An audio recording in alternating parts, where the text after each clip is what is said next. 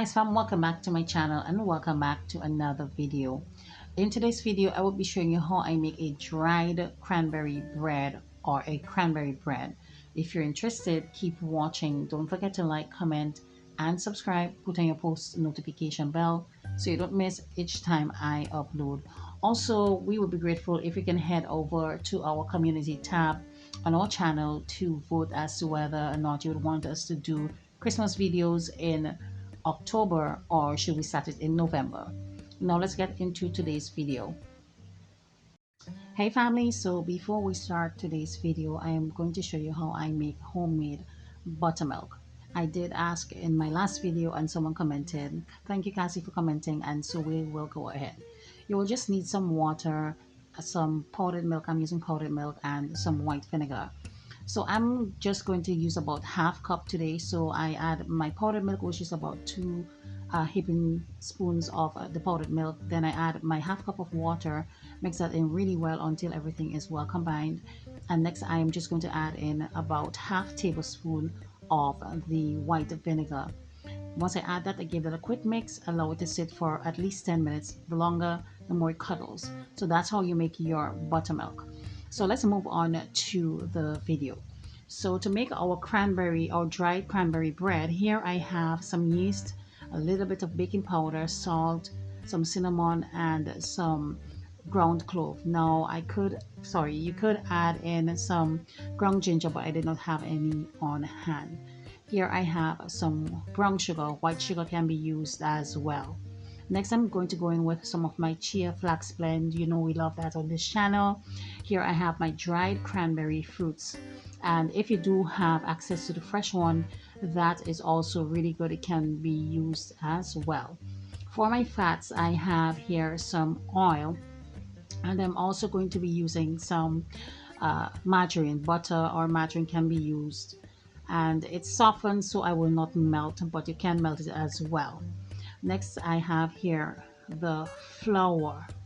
All right, so just plain all-purpose flour, and here I have my homemade buttermilk that I will be using for this recipe. All right, so the longer you leave it, as I would have said before, the more it cuddles and you get your perfect buttermilk. So with all of that being said, let us now move on to making this delicious bread. To a stand mixer, or you can use your hands as well. I'm just going to start off by adding in my dry ingredients. And this recipe is really perfect for the holiday season, such as Christmas, Thanksgiving. And once you add in all of your dry ingredients, give that a really good mix until everything is well combined. Next, I'm just going to go in with the oil, and then I did add in a little bit of warm water to help with the activation of the yeast. And next I went in with the buttermilk. I will leave a link in the description box below with all of the ingredients that I would have used, and of course the measurements for the same. So you want to be sure that when you're kneading your bread that you check for the consistency. It should be slightly, well, it should be sticky, not too sticky that you can't work with it, but sticky enough. And this is what it looks like. If you do need to add a little extra flour, make sure you have that on hand as well. So this is what our dough is looking like so far. And next I'm going to place it. Oops, sorry about that, guys. I actually bounced my camera. So I did add some oil to a bowl. I greased it really well, and I had added a little extra, that way I can mix the dough around it so it's well coated. We are going to allow that to sit for about an hour or so, or until it has doubled in size. So this is what it looks like after about roughly an hour thereabout. And of course you want to make sure that your oven is preheated. Now this bread is slightly on the chewy side, so don't worry too much if it doesn't come out the way your textured bread is. All right, like your regular white bread or so. So after I would have bunch it in the middle, I add it back to the mixer to knead for further 3 minutes, and this is what it looks like.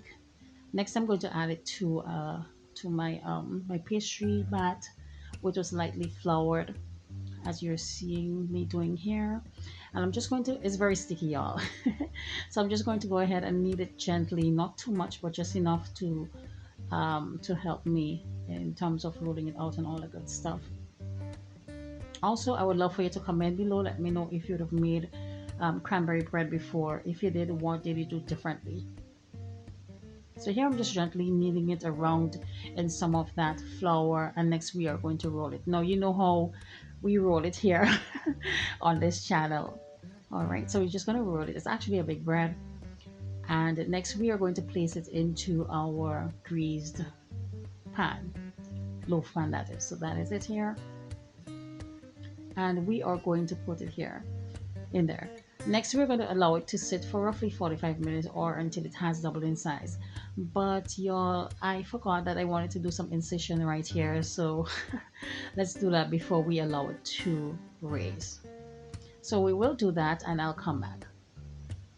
Now, guys, I forgot to record the part where I was actually putting it into the oven. I don't know what happened, but it did happen. But here I am just showing you when I removed it. It has baked really well. This is what it looks like. It's very hot. We are going to allow it to sit in the pan for roughly 10 minutes, and then we will remove it from the pan, allow it to cool completely, and then I will come back and just show you. So here is it all cooled, and this is what it looks like. I just want to give you a quick look. This is what the bread looks like.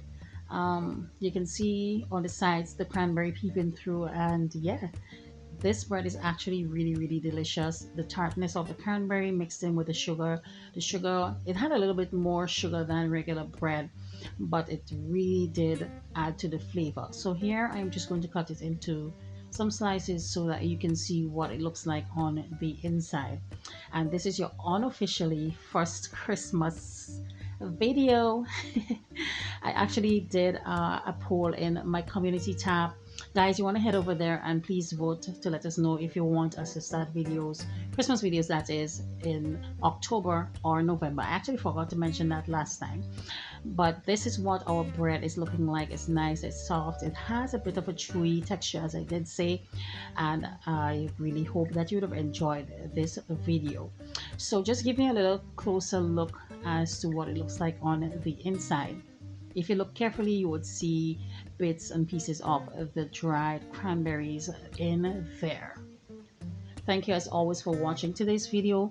Don't forget to comment, let us know what you think. Until the next time, we will see you. Bye bye.